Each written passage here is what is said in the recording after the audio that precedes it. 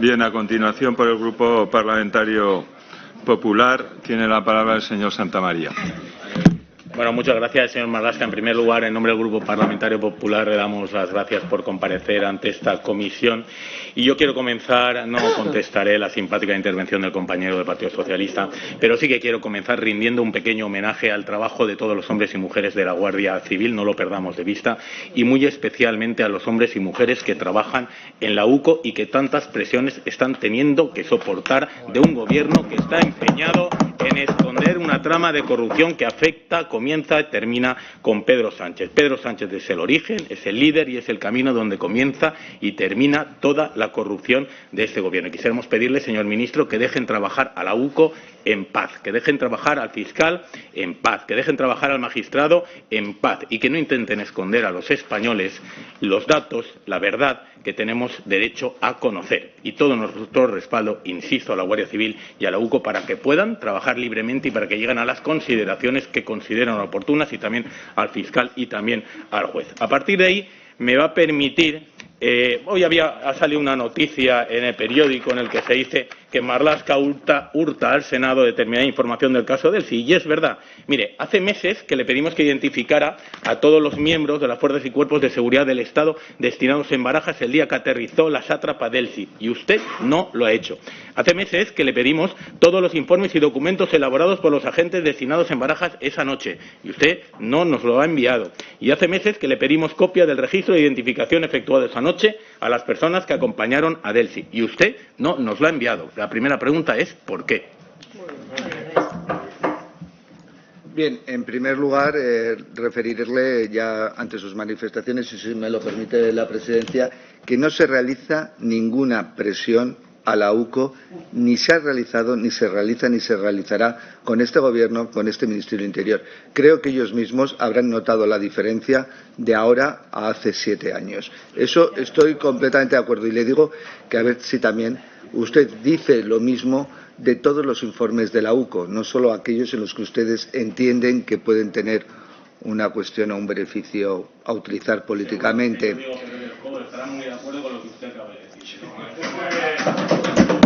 Pero perdone que la haya interrumpido. Señoría, sí, le está el turno el ministro, por favor, dejen contestar. Y en segundo lugar, todas las peticiones de información que nuestros servicios jurídicos refieren y entienden que deben procederse a entregar, se entregan. Mire, usted no muestra ningún respeto por esta Cámara, porque si los servicios jurídicos del Ministerio consideran que no tenemos derecho a acceder a esa información, por lo menos se contesta negativamente diciéndonos que no tenemos derecho a recibirla, y así nosotros podemos utilizar una vía para proteger un derecho fundamental que es el que tiene esta comisión para investigar y para controlar al Gobierno. Por tanto, usted está torpedeando los trabajos de esta comisión. Y yo, señor presidente, y al señor letrado, y en nombre de mi grupo, quiero pedir el amparo de la Cámara. Y quiero que los servicios jurídicos valoren la relevancia del incumplimiento del señor ministro del Interior por si pudiera haber incurrido en algún tipo de responsabilidad, y si hubiera incurrido, que se le exija con todas las consecuencias. Mire, usted ha querido quitar hierro al asunto de las contrataciones, pero lo cierto es que todo comenzó con 2 ministerios. El Ministerio de Fomento, usted, Ábalos, ya sabe dónde está, y el Ministerio del Interior. Y yo, de verdad, que no le deseo que corra usted la misma suerte que el señor Ábalos. Y, por tanto, espero que diga la verdad en el día de hoy. Pero creo que el señor Uno no merece una condena y le sugiero que lo piense, por favor, antes de contestar. Vamos al asunto de Delcy, donde se demuestra que este Gobierno muchas veces falta la verdad o miente más que habla. Vamos a ver las distintas versiones y las vamos a repasar. Mire, la primera versión, jueves del 23 de enero.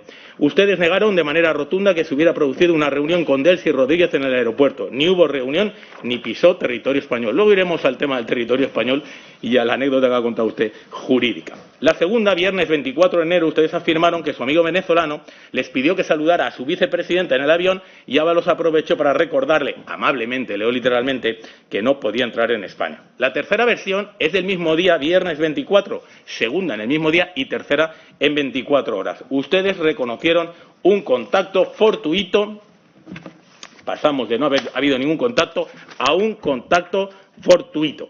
Y la cuarta versión es del sábado 25 de enero, cuando el Gobierno dice que llegando al aeropuerto Ábalos recibió una llamada del ministro del Interior, que era usted, para informarle de que en ese vuelo, además del ministro de Turismo, viajaba Delcy Rodríguez. Según Ábalos, usted le dijo, leo literalmente, ya que vas, procura que no baje del avión. Le pregunto, ¿fue así? Muchas gracias por la pregunta y le vuelvo a decir y me vuelvo a remitir a lo indicado. Como Ministerio del Interior solamente se actuó en el marco de nuestras competencias, desconociendo cualquier otra circunstancia de ese viaje, con el fin, una vez conocedores de si debía procederse o no a una protección y a las medidas puedo contestar adecuada al respecto.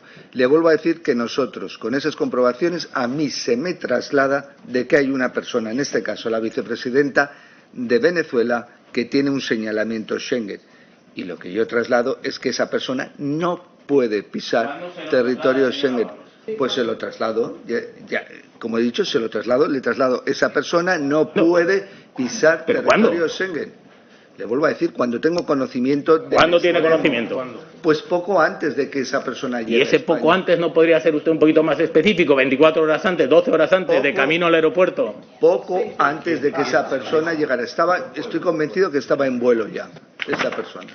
Estaba en vuelo. Mire, usted dijo el 20 de febrero en Algeciras que el Gobierno supo de la llegada de Delcy unas horas antes.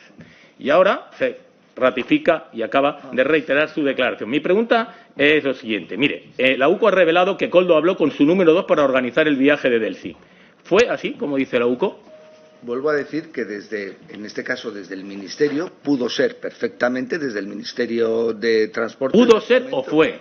Le pido que sea concreto. A decir que pudo ser necesariamente que se pusieran en contacto. Y desde mi Ministerio se hicieron las indicaciones respectivas a los servicios de protección, etcétera, para esas circunstancias. Los servicios de protección, etcétera, antes de valorar si esas personas, con la naturaleza del viaje, debían de ser objeto de algún tipo de protección, dicen, ahí viaja una persona que tiene ese señalamiento. Se lo pregunto de otra manera. ¿Quiere usted hacernos creer que su número 2 participa en la organización de un viaje de una vicepresidenta del Gobierno de Venezuela y usted me contesta, pudo ser que yo me enterara o pudo no ser? ¿Se enteró o no se enteró? El número 2, el secretario de Estado, en distintas ocasiones recibe comunicaciones de secretarios de Estado, de asesores, de directores, etcétera, de otros ministerios en relación a circunstancias como pueden ser las relativas a seguridad o algún tipo de información necesaria a seguridad. Luego el responsable fue el secretario de Estado. Gracias por aclararlo. No. Mire, Sánchez ha reconocido... El secretario de Estado hizo lo que se hace habitualmente desde el Ministerio del Interior, que es ante una noticia y una petición de informe, etcétera. Pero a usted no le dijo nada. Se hace gestiones. ¿A usted no le dijo nada? Claro que me dijo. Entonces sí que lo sabía. Por eso pude yo contestar Entonces sí que lo sabía. al ministro Ábalos de que esa persona no podía entrar en territorio Schengen. Vale. ¿Y cuándo se lo dijo su número 2 que venía del sí? ¿En esas horas? Poco antes. Pero si la UCO dice precisamente que organizó el viaje con Koldo. Por cierto, ¿es normal que su secretario de Estado organice el viaje con Koldo, con el asesor de cualquier ministerio? Cuando viene... El viaje es absolutamente falso. La UCO miente, pues. Es absolutamente falso que el secretario de Estado organizara ningún tipo de viaje. Vale, el secretario de Estado tiene conocimiento, por el cauce que sea, que puede ser el cauce que usted ha indicado, de ese viaje. Traslada la información. Señor Marlasca, le están viendo las sesiones en abierto. Le están viendo los representantes de las organizaciones policiales y de la Guardia Civil, que no le van a dejar mentir. O sea, usted lo que nos está diciendo es que es habitual que su número 2 se siente con el asesor de un ministro, en este caso Koldo, y que usted se entere o no se entere. Estoy convencido que no se sentó. Otra cosa es que pudo haber una comunicación. Eso es así, pues por supuesto, pero como hay con otros... Estamos como con Armengol, con aquello de que no puedo descartar que hablara con Koldo. ¿Me va a dejar contestar? Sí, es lo único que pido. Es simplemente, si hay algún problema, a que yo concluya. Es lo único que intereso, Presidencia, a ese respecto. Le vuelvo a decir, de organizar ningún viaje, el secretario de Estado evidentemente no, sino simplemente ante esa noticia traslada la información, me la traslada a mí una vez que tiene conocimiento de un elemento importante como que es una de las personas, en concreto, además una vicepresidenta de un país, no puede pisar territorio Schengen. ¿No puede pisar y puede sobrevolar el espacio aéreo español? Le vuelvo a decir que hay muchísima gente con prohibiciones de señalamiento y que son interceptadas una vez en el control de pasaportes y son evidentemente... Vamos por partes. Sánchez ha reconocido que cuando su gobierno se percató de que había unas sanciones individuales a Rodríguez se canceló la visita de 3 días. Sin embargo, Sánchez miente porque envió al Senado en enero del 2020 el documento que le prohibía pisar el suelo español en el Senado. Es decir, el Gobierno lo sabía, que la señora Delcy Rodríguez no podía no solo pisar el suelo español, sino sobrevolar el espacio aéreo Schengen. Y esa lo ha reconocido el presidente del Gobierno. Le vuelvo a contestar, si me deja. Sí. Es algo que usted ya quiera decirlo todo, que evidentemente se tuvo conocimiento en el tiempo que se tuvo conocimiento y se evitó que pisara territorio Schengen. Y le diré una cuestión. Tal es así que se cumplió que yo no conozco ningún expediente de infracción de la Comisión, ninguna petición de informe de la Comisión de la Unión Europea al respecto. Bien. Vamos por partes. ¿Cuántos policías y guardias civiles había aquella noche en el aeropuerto, sabe usted? Lo desconozco, los que yo de ese dispositivo... Lo desconoce. ¿No le hicieron ninguna nota informativa sobre lo que pasó esa noche a usted?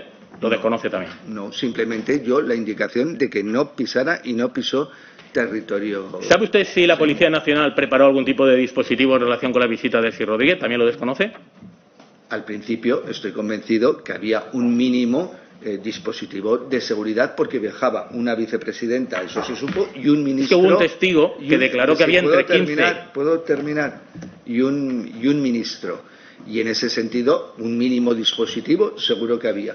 Pero también lo que había era la indicación y la obligación, porque es la obligación de ellos y el deber, porque hubieran incumplido, de que no podían permitirse... Hagamos la respuesta si le parece más breve, señor ministro. Mire, hay un testigo que dice que había entre 16 y 20 policías nacionales y entre 6 y 9 guardias civiles. Curiosamente, el comisario de Barajas es hoy en día jefe superior de Policía de Canarias. Y curiosamente, parece ser que el máximo responsable de la Guardia Civil del aeropuerto lo van a nombrar ustedes jefe de gabinete de la nueva directora general de la Guardia Civil. En cualquier caso, están ustedes en su derecho de hacerlo y de premiar a todos aquellos que les ayudan.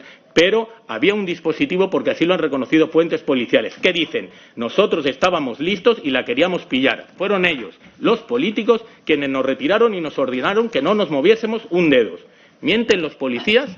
¿Quién fue ese político que les impidió a la Policía Nacional cumplir con su función? La Policía Nacional cumplió con su función, que era impedir que la señora Delcy Rodríguez entrara en territorio El Schengen. objetivo del dispositivo era identificarla y deportarla. Señor ministro. ¿Puedo terminar? Sí. Y en ese sentido, espero que no dude usted, como está dudando hoy, de los responsables policiales y de la Guardia Civil en los términos que está haciendo. Y que para dudar de ellos ofrezca prueba objetiva, real y clara. Espero que si usted defiende tanto a los policías y guardias civiles, etcétera, y usted entenderá que ningún policía, ningún guardia civil no vaya por ahí. Cumplir una orden. No vaya por ahí. Estamos mencionando fuentes policiales que se refieren a políticos, no a policías que les impidieron cumplir con su función.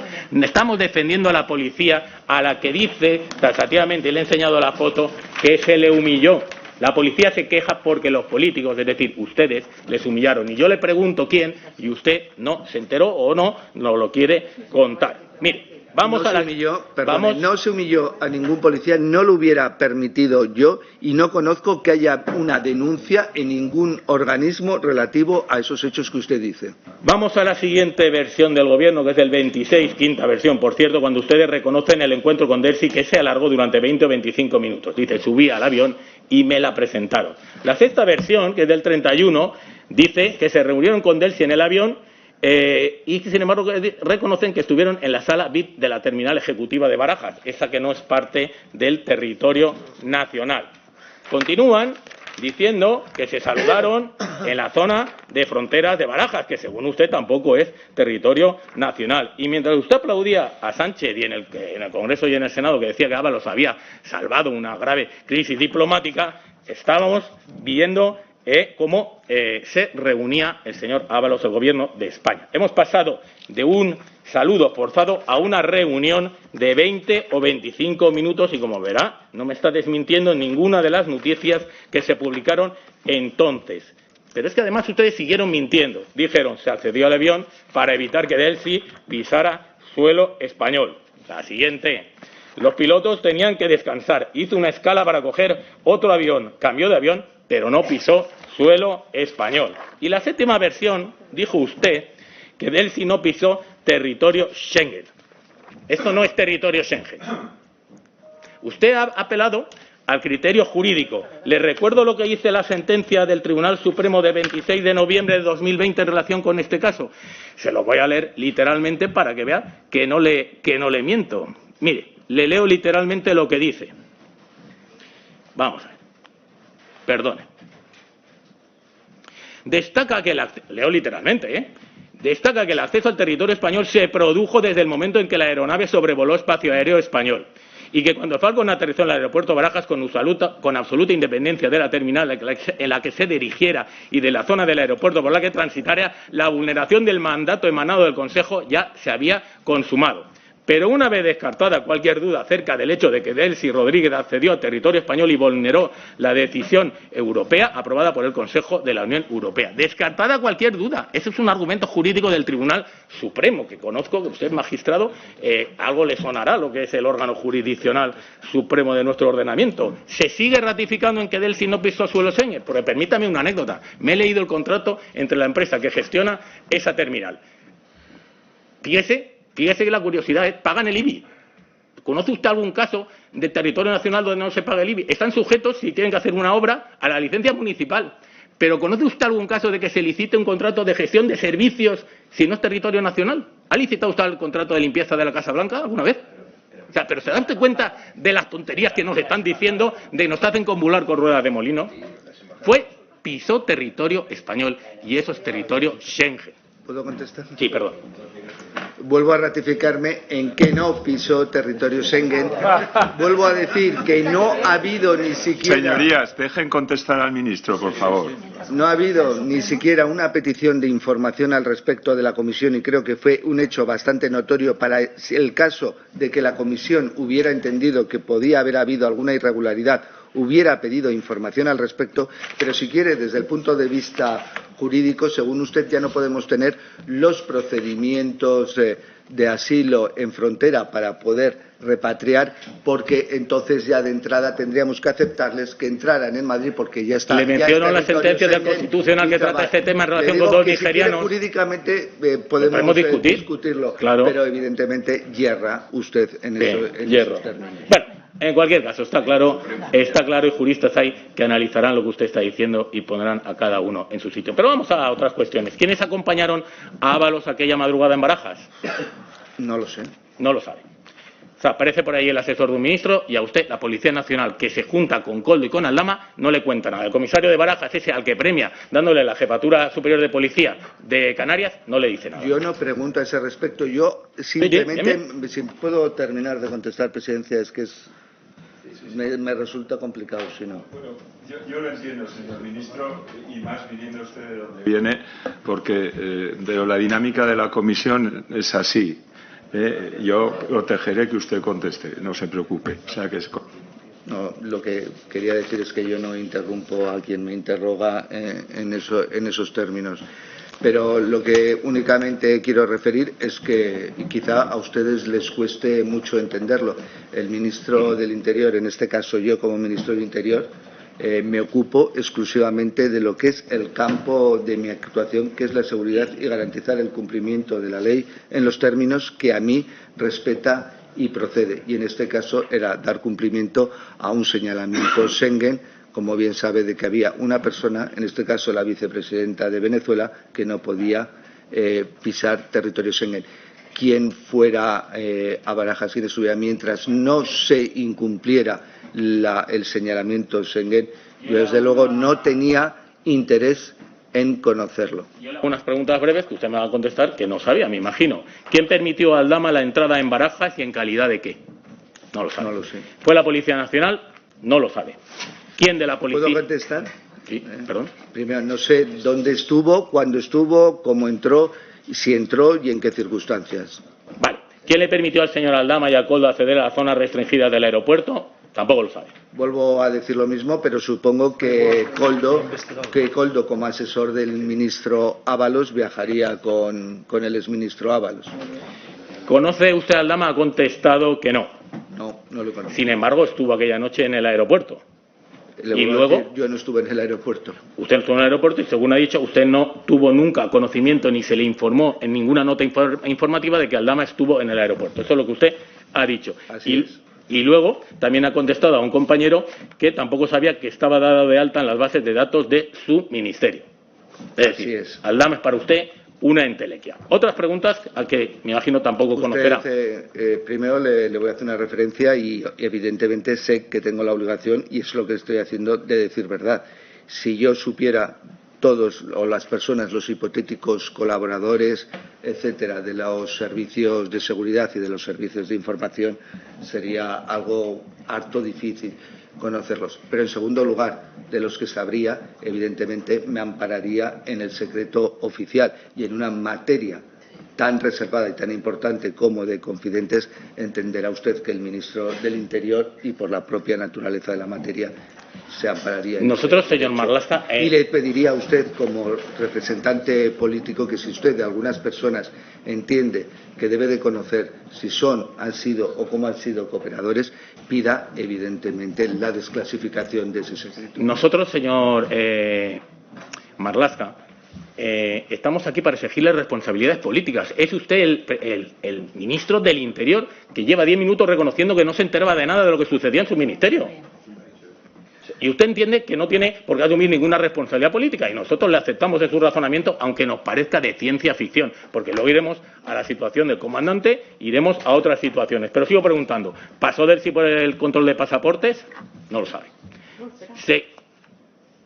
Entiendo que se controlaría el pasaporte, se controlaría, y ahí se vería evidentemente que correspondía a esa persona y que esa persona tenía un señalamiento. Es decir, aquello que ya se sabía porque obraba en la base de datos, se comprobaría efectivamente de que se trataba de esa persona realmente, como hace la policía, necesariamente en todos los casos, y en ese sentido se ratificaría la información que había previamente. Pero lo entiende, pero no lo confirma. Entiendo, pero no confirmo el qué, perdone. Lo que acabo de preguntarle. Usted entiende que pasó por el control de pasaportes, pero no me lo puede confirmar. Entiendo que se le controló el pasaporte para acreditar que evidentemente se trataba de esa persona y que existía, y por lo tanto ratificar que había el señalamiento de prohibición de pisar, porque creo necesariamente en la profesionalidad del buen hacer de nuestras fuerzas y cuerpos de seguridad. ¿Se revisó el equipaje de la señora Delcy? Lo desconozco. ¿Pasaron el control de pasaporte las 7 personas que acompañaban a Delcy? Supongo que si entraron en España lo pasarían, y aun cuando no entraran en España también pasarían el control. Pero lo entiendo, que tiene que ser así. Entonces sí que se puede saber en las notas policiales que usted no nos ha querido remitir cuántas maletas bajaron aquella noche del avión de Delcy. Lo desconozco, pero desde luego, si alguna de las personas salió con maletas, eso tiene que estar perfectamente comprobado. ¿Dio Ábalos alguna instrucción a la Policía Nacional? Estoy convencido que no. ¿Habló usted esta noche con el señor Ábalos o con el presidente del Gobierno? Con el presidente del Gobierno no. Con el señor Ábalos hablé unas horas antes para decirle exclusivamente lo que le he trasladado previamente, que la vicepresidenta no podía pisar territorio Schengen. Y luego le permitieron acompañar a Koldo hasta las 7:40 horas de la mañana siguiente a la señora Delcy en el aeropuerto para que estuviera bien atendida. No sé si sería también una gestión de su número 2 pactada también con el señor Koldo. Mire, hay otra noticia que nos preocupa especialmente. Esas gestiones, perdonen, seguro que no las realizó el número 2 del Ministerio, sino que el secretario de Estado se limitó exclusivamente también a estar seguro de que la orden vigente... ¿Alguien autorizaría a Koldo a estar en el aeropuerto hasta las 7:40? ¿No? En cualquier caso, han salido también quejas de la policía diciendo que se presionó a la Policía Nacional para borrar las imágenes de la reunión Delcy-Ábalos. E incluso se cesó a un coronel que pidió esas cintas. ¿Tiene usted algo que decir al respecto? Falso. Falso. De acuerdo. Y también que Ábalos presionó al presidente de AENA para que borrara esas imágenes. Lo desconozco. Lo desconoce. ¿Sabe cómo termina todo esto? Mire, termina con Koldo diciendo que yo de Delsi no quiero hablar ni muerto. Me pregunto por qué. Y termina con el señor Aldama recibiendo en su Audi A8, creo que blindado, 3 tiros en la ventanilla del pasajero conductor, como si esto fuera las calles de Sinaloa. Y usted ni se entera, ni se lo cuentan, ni se lo comentan, pasaba por allí y es el ministro del Interior que evidentemente entiende que no debe asumir ninguna responsabilidad. Y todo esto lo sabemos, además, gracias a un testigo que declaró aquella noche ante notario y que además fue expedientado por la empresa por haberlo hecho y al que también trasladamos nuestra solidaridad. Pero mire, vamos a pasar a otra cuestión que aún me parece más escandalosa, porque usted ha dicho, permítame que recupere por aquí, que en su ministerio nadie campaba a sus anchas. El informe de la UCO dice que hay muchas similitudes entre las redes delictivas vinculadas a la corrupción y la organización criminal objeto de esta investigación, destacando la infiltración de esta en las fuerzas y cuerpos de seguridad del Estado. Le pregunto, ¿asume usted algún tipo de responsabilidad por permitir, como dice la UCO, la infiltración de la red corrupta del PSOE en su ministerio hasta las trancas? Si eso fuera así... Lo dice la UCO, ¿eh? Digo que si eso fuera así, que tendrá que haber una resolución judicial que lo diga, definitivamente, necesariamente hay que investigarlo y, evidentemente, los responsables tienen que responder de la gravedad. Pero vuelvo a decir, dejémoslo. Y nosotros para eso tenemos nuestras unidades de asuntos internos que trabajan. ¿Y su responsabilidad política dónde queda? En el limbo. Le vuelvo a decir, y eso, la responsabilidad de quien tenga que asumir responsabilidad, caso de que eso sea cierto, se dilucidarán. En el futuro incierto.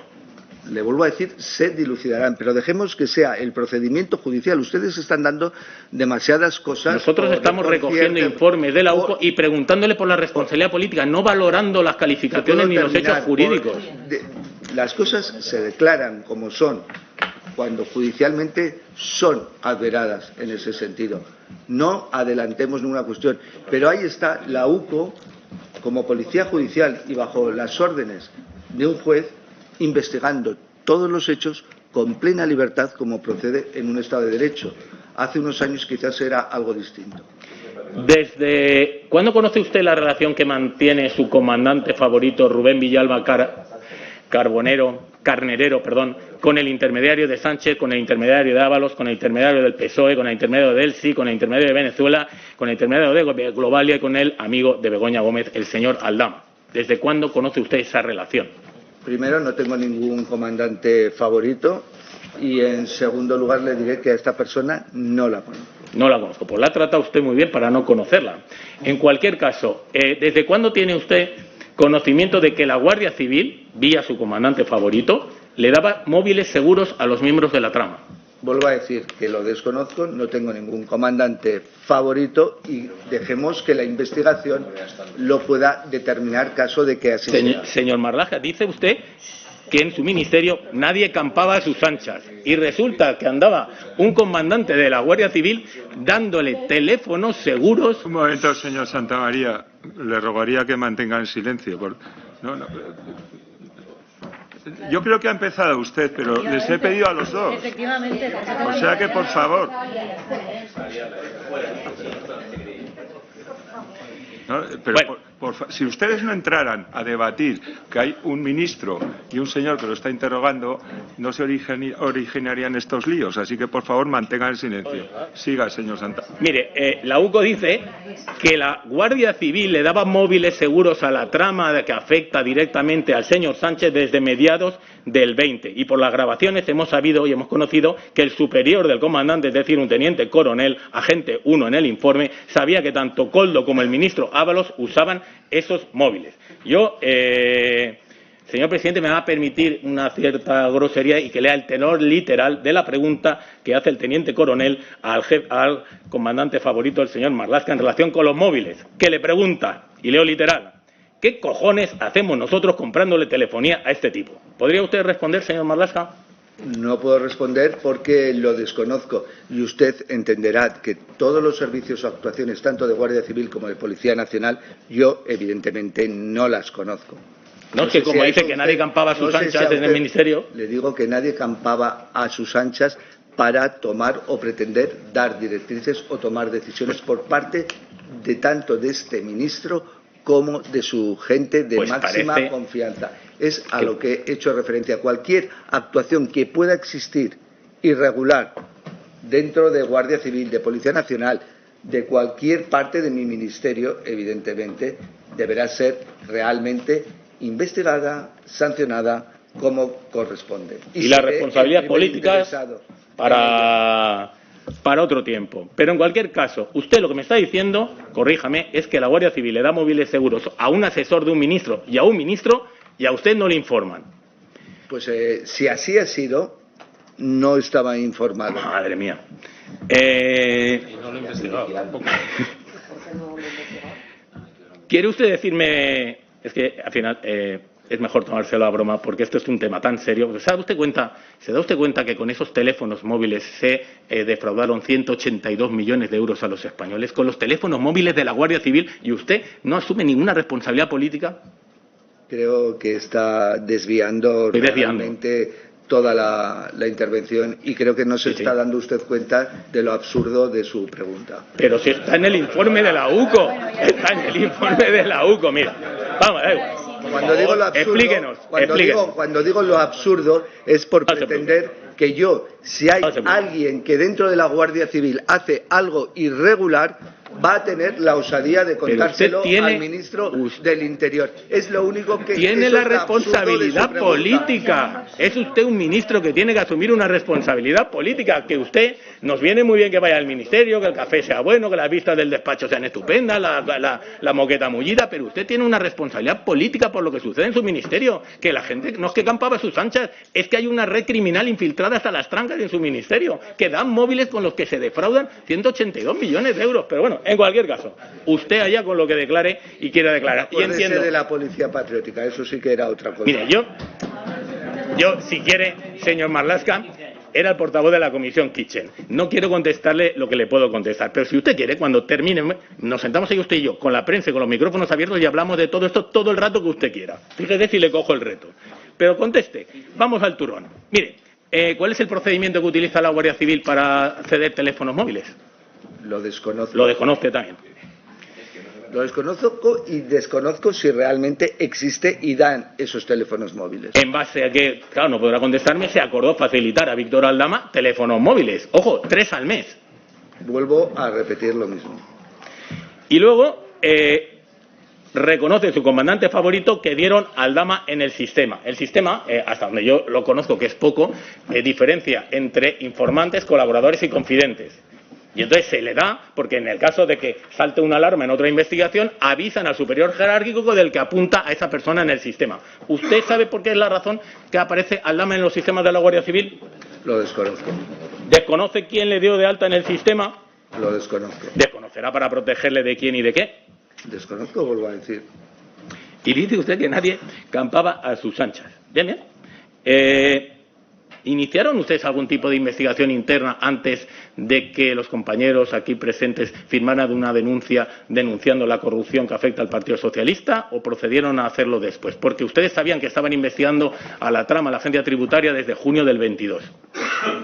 Yo desconocía esa investigación. Menos mal que algún partido, ya que ustedes presumen de perseguir la corrupción, se tomó la molestia, y Alfonso Serrano, entre otros, firmó aquella denuncia. En cualquier caso, claro, no puede confirmarme si los móviles seguros que su ministerio facilitó a Aldama fueron utilizados para comunicarse con Claudio Rivas, que es el líder de la red del fraude de hidrocarburos. No tengo constancia que mi ministerio y en concreto la Guardia Civil facilitara ningún teléfono móvil de los que usted dice. Hay un hecho curioso y es que el señor Rubén Villalba, al que usted premia con la embajada en Venezuela, resulta que se interesó por saber si Claudio Rivas, el líder de esta trama de fraude de hidrocarburos, estaba siendo investigado. Y no solo se interesó, sino luego que se personó 14 días después de interesarse en la UCO para preguntar por si estaba siendo investigado. Y de esta circunstancia se dio, eso notificó a la superioridad. A usted tampoco le comunicaron nada, le dijeron nada, ni se enteró de esta circunstancia. Lo único que sé y sabemos es cómo se actúa, a diferencia de ustedes, cuando se conoce que una persona ha sido imputada. Inmediatamente fue cesado de su cargo de agregado en la Embajada de Venezuela, a donde incluso no había tomado posesión. Inmediatamente que se tuvo conocimiento de esa imputación, señor Marlaska, no falta la verdad. Las alarmas sobre este señor saltan, sobre el Dama, saltan mucho antes de ser nombrado. Y ustedes lo nombran, quiero recordar, ahora se lo diré, en octubre del 24. Es decir, no falta la verdad porque... Digo cuando saltan las alarmas para lo que es el Ministerio y los responsables del Ministerio. Y fíjese lo curioso, este comandante investigó al inspector de Hacienda que estudiaba el fraude fiscal de la trama y no saltaron las alarmas ni a usted le alertaron. La Guardia Civil facilitó móviles seguros a estos delincuentes presuntos y ni saltaron las alarmas ni a usted le alertaron. Cesó usted al amigo de Zapatero, al director general de la Guardia Civil. ¿Podría decirnos usted por qué? Fue un cese, que no fue un cese, sino que él pidió, evidentemente, renunció al cargo porque quería, y era su voluntad, volver a entrar en la carrera profesional a la que pertenece. Nada tiene que ver con estos asuntos, nada. Por supuesto, no tiene nada que ver. No fue la persona que dio. Fue decisión voluntaria del mismo, por razones personales y familiares, el volver al desempeño de su carrera dentro de la función pública. Recibiendo un buen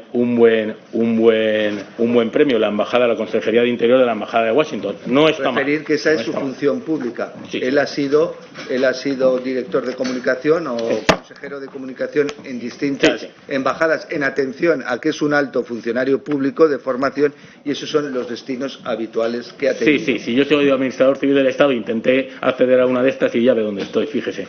Mire. Hombre, se sentirá satisfecho de representar a la sociedad española. Me siento muy satisfecho. Y de preguntarle a usted y sacarle un poco los colores también. Pero mire, ¿sabe usted cuántas embajadas y delegaciones consulares hay en España? ¿Tiene España, perdón? No. 215. Y da la casualidad que a su comandante favorito, que tiene negocios con Venezuela, que es amigo de Aldama, que intervino en el rescate de Globalia y que es amigo de Begoña, ¿sabe usted a qué embajada le destinaron? Prueba de agudeza visual. Y sabemos, le vuelvo a decir, que nada más conocer la imputación, a diferencia de lo que hacen otros como ustedes, fue destituido. ¿Nos puede explicar por qué lo enviaron a Venezuela? Fue destituido.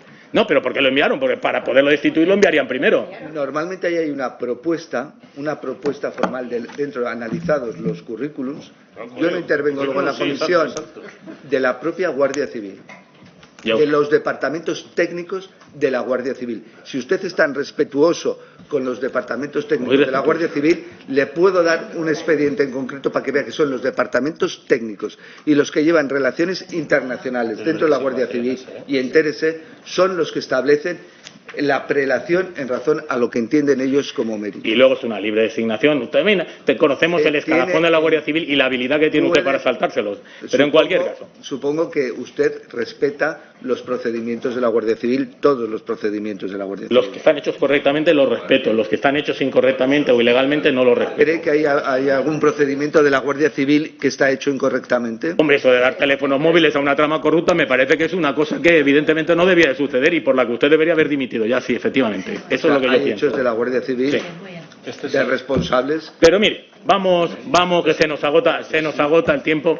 Vamos al tema de las mascarillas. Y para que un poco nos situemos en la situación en la que estamos en marzo del 20, ¿no? Hay escasez de mascarillas y usted me corrige si me equivoco, ¿no? Ustedes decidieron subrogarse en la compra que iba a hacer el señor Ábalos a través de Puertos del Estado y de Adif y luego licitar su propio contrato para devolver las mascarillas que les había dado el Ministerio de Fomento. ¿Es así, señor Marlaska? Creo que es así, pero todo está perfectamente documentado, la forma en la que se hizo y conforme a los procedimientos legales. Le he explicado previamente, y creo que lo han escuchado, cómo se tiene conocimiento dentro del Comité de Coordinación al respecto. Sí, ahora haremos matices, sí, conocemos el proceso. Sí. Bueno, lo que le contesto y lo que le he contestado es que todo está perfectamente documentado y entregada toda la documentación al respecto. Bueno, antes de comenzar con los detalles, ¿podría decirme si este es un procedimiento habitual en su ministerio? Es decir, subrogarse en la compra de otro ministerio y luego devolverle esas mascarillas. ¿Eso se hace habitualmente? Estamos en una situación como aquella, le digo, de emergencia. Si no valoramos las circunstancias concurrentes, entonces nos vamos a equivocar. Estoy haciendo un juicio de valor, señor Marlaska. ¿Me deja que conteste? Si me deja, contesto. Las circunstancias excepcionales determinaron evidentemente la necesidad de localizar material donde había en aquel momento, que era China, y tener la capacidad de traerlo inmediatamente. Y algunos con mayor urgencia que otros. Desde luego la del Ministerio del Interior era muy urgente porque teníamos a nuestros policías y a nuestros guardias civiles y a los funcionarios de instituciones penitenciarias, pero siempre en cumplimiento de la legalidad. Se estableció, no, déjeme terminar porque creo que es importante, se estableció y se determinó primero la emergencia de los contratos. Fue debidamente intervenida por la intervención, en todo momento. Se estableció la posibilidad de comprar y de que se ampliara la petición porque se tuvo conocimiento de que unos siempre... Déjeme que le pregunte. Déjeme que le pregunte. Déjeme que le pregunte. Está todo perfectamente documentado. Luego aparecieron, vuelvo a decir, que no lo habían, que lo habían comprado a través de estas empresas o de otras empresas, pero de esta en concreto, servicios de... Soluciones de gestión. Y que deberíamos ponernos en contacto con ellos. Y se trabajó en las formas indicadas, con conocimiento en todo momento de la intervención. Se recepcionó toda la mercancía que había sido comprada. La misma resultó apta para su utilización y su funcionamiento. Se trasladó la información como corresponde y todos los contratos, aparte de estar en el portal de transparencia y de contratación. No se me acelere, no me cuente toda la historia, vamos por partes, vamos a diseccionarla. Yo le he preguntado, ¿era un procedimiento habitual? Entiendo que no, por las circunstancias que fueran. La contratación de emergencia, perdone, no es habitual, salvo circunstancias extraordinarias. ¿Y la subrogación en el otro ministerio? La declaración de emergencia salvo que evidentemente creo que en Andalucía se ha utilizado la emergencia después de la pandemia. Sí, se utiliza, es una fórmula de 120. Pero en aquella circunstancia... Sí. Pero ¿es habitual que se subrogue en la compra de otro ministerio? Vuelvo a decir que yo no intervengo en las contrataciones, pero toda la contratación y la forma que se hizo fue absolutamente regular. ¿Se da usted cuenta de la casualidad que es que usted se subroga en las mascarillas que compró Fomento y, casualidad, usted cuando licita su contrato se lo adjudica a la misma empresa que se la adjudicó Fomento? Qué casualidad, vuelvo a referir que era una situación de emergencia, se acreditó, los contratos se conformaron. Vamos a ver lo que acreditamos. A la ley de contratos de contratos públicos del sector público y en ese sentido fueron intervenidos y fueron vamos a ello. ¿Cuántas voy a terminar, si no le importa, voy a seguir fiscalizando y fueron fiscalizados por el Tribunal de Cuentas. ¿Cómo determinaron la cantidad de mascarillas que necesitaban? Le vuelvo a decir que desde Policía nos dijeron que necesitaban a la semana unas 500.000 aproximadamente. Guardia Civil necesitaba 1 millón. Un número también muy importante, no le puedo decir tanto, pero desde instituciones penitenciarias para los 50.000 internos y los 25.000 funcionarios. En esos parámetros nos movíamos y desde luego era muy difícil conseguir las que necesitábamos y tener, como pretendíamos, tener un mínimo. Todo esto está acreditado porque hemos sabido que el señor Ábalos fue el que decidió en 35 minutos pasar de 4 millones de mascarillas a 8 millones de mascarillas. Entiendo que esos informes que de la Guardia Civil y de la Policía Nacional, donde se dice el número de mascarillas que se necesitan, existen, son estables y no han variado.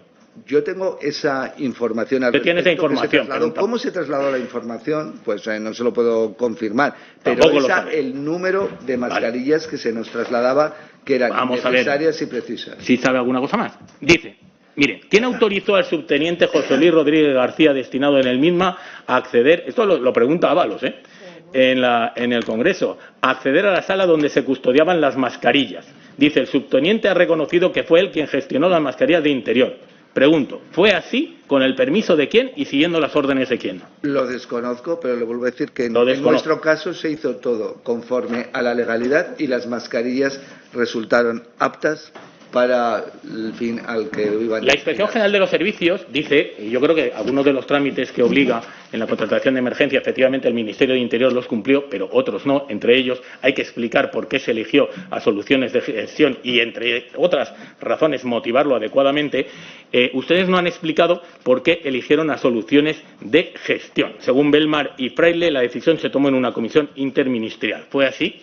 Le vuelvo a decir, como he expresado previamente, que en ese comité de coordinación se tuvo conocimiento de que había una vía para la adquisición de material que había sido positiva y que encima trasladaban el material, que era otra de las exigencias o necesidades, a España. Es curioso decir, que tenían, le vuelvo a decir, igual que con Soluciones de Gestión, se realizó la contratación con otras empresas, incluso por importes superiores, es decir, todas aquellas empresas que el personal del Ministerio tenía o podía deducir claramente por los datos que sí eran, en ese sentido, aptas para traer la... Mire, Soluciones de Gestión era tan apta que cuando trajo las mascarillas, que se tenían que haber traído en 48 horas, se tuvo que modificar el contrato porque no fueron capaces de traerlas. Eran tan aptas que del 1,4 millones de mascarillas que trajo ese primer día, 386.000 fueron defectuosas. Fíjese si eran aptas, ¿eh? Y lo que me resulta curioso...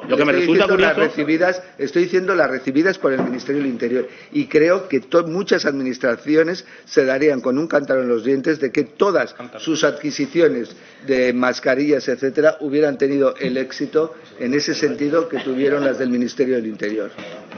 Yo, fíjese, a raíz de la labor de la inspección de los servicios, hemos sabido que cuando se habla de acreditar la solvencia de Soluciones, había un informe de una persona que compareció aquí en calidad de compareciente y ha terminado en calidad de investigado, en el que se definía como alto el riesgo de incumplimiento de contrato por parte de Soluciones, y sobre si había habido impagos por parte de Soluciones de Gestión se decía que sí, y se calificaba la solvencia con un 3 sobre 10. Esa es la empresa a la que Fomento contrató las mascarillas y a las que ustedes se sumaron.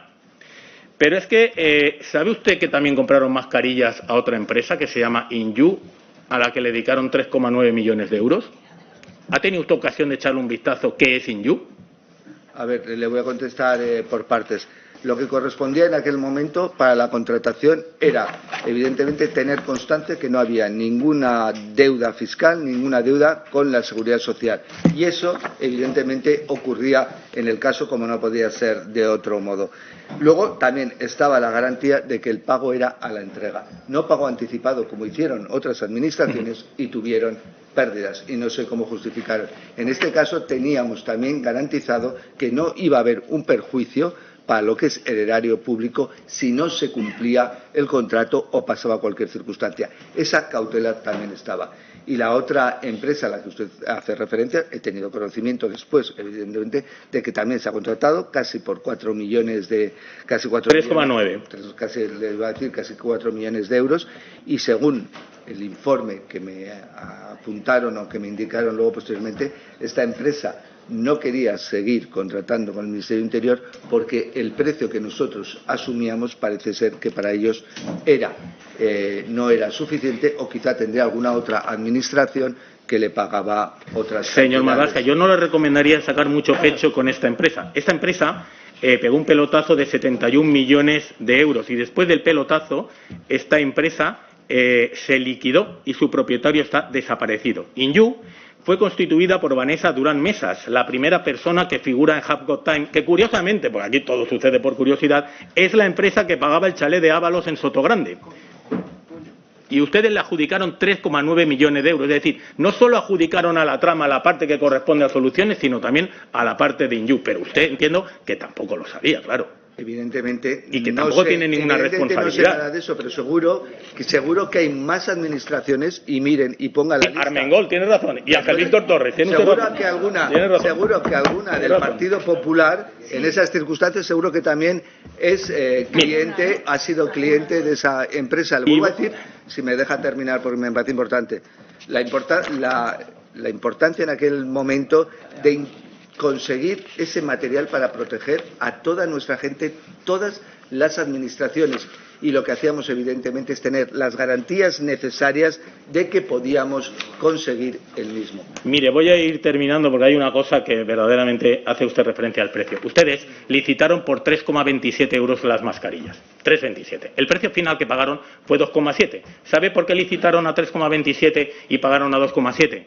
Porque no es por la cuestión de los impuestos. Efectivamente, porque en el inicio no se enteraron que estaban exentos del pago del IVA y también de los aranceles. Fue y se posteriormente cuando se adopta, cuando es la exención del impuesto. Vale, pero... Le vuelvo a decir, no dude de la profesionalidad de los servicios de contratación del Ministerio del Interior, pues mire, que creo sí que voy a han dudar. demostrado sobradamente. Sí que voy a dudar. Mire, En un correo del 26 de abril, Daniel Berman, que es el responsable, que, ojo, ustedes borraron los correos electrónicos con la excusa de que él se había jubilado, pero él vino a la comisión y dijo que los tenía y nos los remitió, dice en una negociación con Íñigo Rotaeche, a la sazón responsable de Soluciones. Dice: Íñigo, si todos tenemos nuestras razones, yo tuve que hacer un expediente de emergencia en el que le digo a Hacienda que necesito una cantidad determinada de dinero. Esa cantidad, ojo, porque así lo había dicho Koldo, era de 2,50. ¿Puedo preguntarle si usted negocia habitualmente el precio de los contratos de su ministerio con los asesores de otros ministerios? ¿A usted esto no le parece una... En fin, usted es penalista, yo soy lego en Derecho. ¿A usted esto no le parece una irregularidad como un pino? Vuelvo a decir y le refiero, no ha habido ninguna irregularidad. Lo primero, no hemos borrado ningún mensaje, ningunos correos de ningún funcionario, sino que eso, por norma, al año de la comunicación, desaparecen o deben desaparecer. Luego el funcionario, evidentemente, puede y debe. Yo, desde luego, voy a guardar todos los míos y los guardo siempre, evidentemente, todo por cualquier circunstancia, pero por ley, porque no se pueden estar cargando. ¿Por qué se negoció con Koldo el precio de la mascarilla? Voy a contestar, pero es que me ha hecho dos preguntas, déjeme terminar la primera. No se borran, sino que eso es una aplicación de la norma, evidentemente también subyace la protección de datos de todos los titulares a ese respecto. O sea, que no es baladí y es la ley la que establece esa circunstancia. Y, en segundo lugar, le vuelvo a decir que cuando se tiene conocimiento, y yo lo he tenido a posteriori, de que hay esas sociedades, son las que contratan y nos remiten a esas sociedades, como una de ellas es la de Soluciones de Gestión, se le indica también al personal de contratación del Ministerio del Interior que la persona que puede hacerlo dentro de transportes de vehículo, por así decirlo, de comunicación, es Koldo. Supongo que Koldo trasladaría lo que le habría dicho la empresa del valor de las citadas mascarillas. O sea, se sacó del órgano de contratación la decisión del precio del objeto del contrato, lo cual a usted no le parece una irregularidad manifiesta. No es así, ¿no? Lo dice el señor Berman. Cuestión... Señor ministro. Señor Santamaría, le quedan dos preguntas, ni una más. No, voy a hacer una valoración y termino. Me gustaría terminar. Gracias, presidente. Gracias, presidente. No, la cuestión que le quiero referir no es la fijación, es la determinación del precio que la empresa da. Punto y seguido, es simplemente tomar conocimiento del precio que la empresa suministradora da. Abundando en la necesaria independencia de las fuerzas y cuerpos de seguridad del Estado en una democracia para poder ejercer su labor. Nos preocupa que haya prorrogado al DAO de la Policía Nacional en el servicio. Parece que no haya ningún policía nacional más capacitado para realizar ese servicio. Nos preocupa que vaya usted a nombrar un responsable de la UDEF, lo que me lleva a hacer una pregunta, y sin que entre usted en detalles. ¿Cuántos casos de corrupción que afectan al PSOE lleva la UDEF? ¿1, ninguno, 0 o 0,5? Y luego hay dos cosas que nos preocupan. Nos preocupan los nombramientos a dedos para los inspectores de la UCO, nos preocupan las declaraciones del DAO de la Guardia Civil hechas públicas en un grupo de WhatsApp que va a controlar, entiendo que no las fotos picantes del señor Ábalos, sino la posición del señor Sánchez como objeto de una trama corrupta o presuntamente corrupta que es ahí, pero también nos preocupa lo que sucedió, y usted no ha explicado, con el anterior DAO de la Guardia Civil al que cesó y no ha explicado por qué. Apelando al sentido del Estado de este partido, no entramos en el asunto, pero nos gustaría que se explicara y que se dieran los detalles, por lo menos valorando en el conjunto la necesidad que tienen las fuerzas y cuerpos de seguridad del Estado de trabajar libremente y sin injerencias para destapar casos de corrupción que afecta al Partido Socialista. Por mi parte, muchas gracias, señor ministro, por atenderla.